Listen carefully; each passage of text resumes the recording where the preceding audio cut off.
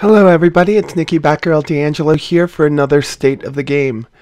Why am I sitting at a web page or a content that's not CIG's? Not related to Star Citizen? Oh, it might be. Alright, so a couple or many or a lot of CitizenCons ago, we got information from CIG that they were going to pursue having a Star Citizen specific controller made. They put out some feelers and got some bites from these two companies, Saitek and from Logitech. My first visit to CIG back in I think it was 2014. Yeah, it was. The office was covered. I mean, they had tons of these things. They had tons of the Extreme 3D Pros. Now, I've had an Extreme 3D Pro. It's a decent joystick to start off with. It's anything but perfect, and the G-Series joystick that Logitech had built prior to that was pretty impressive. But CIG decided to go with Saitek. Now, Saitek are the producers of quite a few flight sticks, and one of the most popular systems, I think, is the X52 and the X52 Pro. There's also an X55, which has been replaced by the X56. Last summer, Saitek / Mad Catz got into trouble. They were starting to go out of business, or had to file bankruptcy, and along comes Logitech and purchases their assets. Essentially purchases the Saitek division. That killed the whole Star Citizen specific HOTAS. And the HOTAS was supposed to come in 3 flavors: entry-level, mid-range, and high-end. And it was going to come with keyboard, mouse, and also with a joystick. And they had quite a number of different intuitive, ingenious, innovative ideas. Well, the time has come and gone. And now that 2014, 2015, 2016, 2017 has passed, there's been no word on the CIG, Star Citizen specific HOTAS unit from Saitek, because Saitek now is part of Logitech. So I've been waiting for this to happen, and this just happened right after E3. So right after E3, new page goes live. Maybe it was before that, but I've been looking for this for quite a while, and it's because I also fly X-Plane. And this is something I want, and for both games, this is something I want. In fact, this is probably going to be my next purchase. I know people are going to say buy Crosswinds or buy something else, but $500 on pedals and then $500 on a HOTAS unit from Thrustmaster is not something that I'm going to do. So what am I saying here? I'm saying that we're probably at some point in the future, not near future, but future, start to hear about the controller being made again. Now, I'm kind of not excited about that anymore because I like a more, let's look at this. I like a more non-specific controller because I do play flight simulators, I do play space simulators, and I want my controller to be able to transition between space and flight. Now, for a lot of people, that means using the Thrustmaster X16000M. Let's go to thrustmaster.com and let's see what I'm talking about there. So Thrustmaster has introduced new items also. We'll talk about that in a little bit. But right now, let's go to categories. Let's go to joysticks. Okay, there's quite a number of joysticks from them, and a lot of people like the HOTAS stick. In fact, the HOTAS from the Warthog stick actually now has an F-18 piece. I own this, and what a lot of people do is they take the T16000M FCS. They buy 2 of them because this one has the unique feature of being able to be a lefty stick or a righty stick, and they'll do 2-stick flying inside of Star Citizen. I think that's great. I have this unit. The stick is actually pretty awesome because it has the same guts as this does, which is $500 with these two. but it was just over $100 for the two. This thing is a piece of cow poo because it does not slide evenly. There's no tension release on it, but it's a $100 HOTAS, and you can't really fault a $100 HOTAS. So with those two companies out of the picture and Logitech in the picture, why am I excited about Logitech? Force feedback. I'm not sure if they're going to have it, but if we go to driving, their driving wheels have force feedback. Now, Logitech for years, their G-Series joystick had force feedback. I had one of their devices way back when that had force feedback, and when I was a big sim nut, when I was flying back in the day, I had the Microsoft Sidewinder force feedback joystick. I love the force feedback joysticks for flying anything where you're going to experience G effects, because it just gives you one more layer of immersion inside of a sim when you're trying to do things like pull around on someone's six, decouple and couple and fly in a different direction, or pull hard around an asteroid in Star Citizen. I could talk about all the things that it's going to be good for in my... Let's go to space. I could talk about all the things that it's going to be good for in my flight simulator, like knowing when the plane is about to stall, feeling when the nose is beginning to dip, but we're here to talk about Star Citizen. So right now, none of the joysticks have force feedback in them, and they would probably cost a little bit more with that.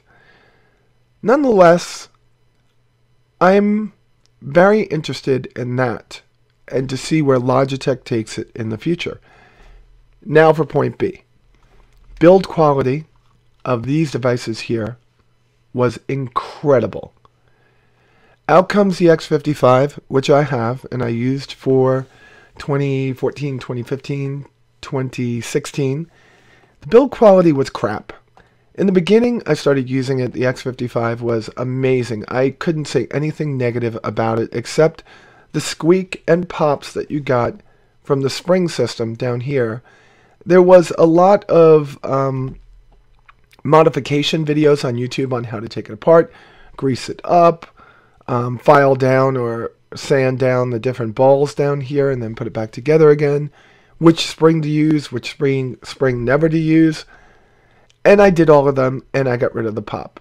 So what happened? Okay, let's talk about it. So I can talk about the things that I'm happy about Logitech coming into Star Citizen. Alright, when we go into it, this button broke. And that button, why don't they let you see these things bigger? Come on, Logitech. Alright, as we go down and we look, let's see if we can see a bigger image. No, we cannot see a bigger image of it. That's just absolute crap. Anyway, looking at it, the thumb button right here broke, and that was a biggie. The pinky button that's on the back of the joystick, which I think you can see in this picture right here, that broke. Now when I mean they broke, their tension and their pull and their click broke. Then finally the trigger broke. It didn't stop working. The actual tension, the click, stopped working. Yes, I played Star Citizen a lot, but I had a CH Products F-16 combat stick for 12 years, maybe 13, and the CH Pro throttle and the CH Pro pedals, which I all gave to my nephew probably about a year or two ago, and those are still working. So the build quality of CH was great. People that bought the X52 and the X52 and the X52 Pro are still talking about how great the build quality is. So the build quality dropped. Then Saitek dropped the X56 HOTAS. And it was supposed to be an improved design. But what started happening is that people were experiencing issues with the throttle. After a while, the throttle would stop working. You'd have to open it up and you'd find out that the tension on the wires underneath was too much. And what many people did was they started to resolder them or add in wires. Now, this is because there was no tech support for a while in between. I don't know if that was wide-reaching, but when you read the internet, you kind of feel like everyone's experiencing that situation, instead of the few people that talk about it and put 40,000 posts up in a forum or on a subreddit. Nonetheless, the build quality didn't seem to improve. There was a long pause there, because I have owned many Logitech items. I have owned mice, like the MX series. I have owned keyboards. And I don't know why I don't have Logitech items right now. It's not because they're not good. It's because I fell into buying everything Corsair. I've got a Corsair case, Corsair memory. I have a Corsair chair, Corsair keyboard, Corsair mouse, Corsair fans. I mean, come on. Corsair water cooler. I'm Corsair gaming all the way, and I don't know if it's because I think it's better, the peripherals like the mouse and keyboard, than Logitech, or that I am just OCD and wanted everything to match. Nonetheless, I've always been a proponent, a supporter, and always felt great buying anything from Logitech. Even my 3D Extreme Pro, I think that's what the name of it was, which I owned for many, many, many years, was still working perfectly when I handed it over to my nephew. He wanted to try that joystick instead of the F-16 combat stick because it had just a few more buttons along the base, and he was playing Flight Simulator and he wanted to put out flaps and all that other wonderful stuff. I don't know if he went back to the F-16 combat stick. I have to ask him, which had the best gimbals in the world at the time. But nonetheless, the build quality of the Logitech products is great. Now, I have to believe that Logitech is not going to make products that are going to suck, because here they are picking up a product line that can actually hurt them. So my hope is that the Logitech products are going to improve in quality. So for the time being, I'm going to try flying with the I'm going to try flying with the T16000M FCS joystick and my old X55 throttle. And the reason for that is because there's only one button broken on the throttle, and that's the pinky button. There's a rocker switch pinky button on the throttle, and I just can't push down. I used to use that for flaps, but there's so many buttons on there, I can change that. I also used to use that for keying the mic inside of Star Citizen. So I'm happy, I'm excited. I know this wasn't Star Citizen based. A lot of times I just want to talk about one subject. And this was the subject. And the subject was, I am very enthusiastic, very happy that Logitech has finally owned up to owning one of the best gaming, if not best flight simulation products out there. I know, okay, let's put it this way. Best in a price range. So there are two things I'll be buying over the next 2 months, and they're going to be this, the rudder pedal system, and the flight and throttle quadrant. And I'll be doing that for my X-Plane series. And you'll be able to see me review them and talk about them over time. Now, as far as the gear I have now, the F-16, I keep on saying F-16, but it's the T16000M joystick from Thrustmaster. The build quality is absolutely stellar. The lack of buttons on the joystick is starting to get to me because there's way too much to do inside of some sims that I want to play, like DCS World. So I'm going to wait. I'm going to see what's happened to the X56. If I find the build quality has improved some and people start talking about them giving Logitech a chance with the product and it actually being better, I will definitely love them forever. Now, the second thing, and I have purchased this. It is the Corsair T1 racing chair. I have mine in a different color. That is mine right there. And I find this chair to be amazingly awesome, and for the $349 price tag, it to be one of the better gaming chairs I've ever sat in. The only issue I had at all with this chair was not in the quality of the chair itself, but was in the quality of the casters. The casters are much better than the casters I've seen on any of the other office chairs, which tend to be double-wheeled plastic casters. These are more like rollerblades. But what happened is that, if I can get down here a little bit and then zoom in, you might not see this so well. Right here, there's a weld.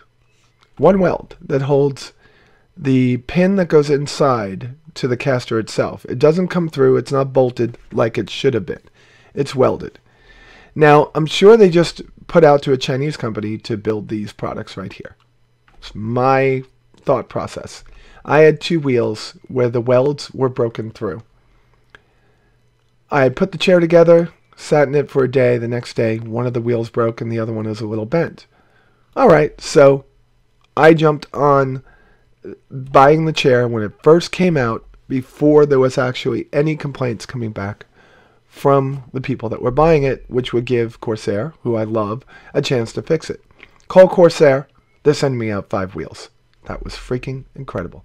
I think that was probably one of the best things I've seen in a very long time. All right, so I've talked about 2 things that I'm very excited about. My most excitement is going to be for, where does Logitech take the joystick? And I know a lot of you are going to say, just go for the Warthog.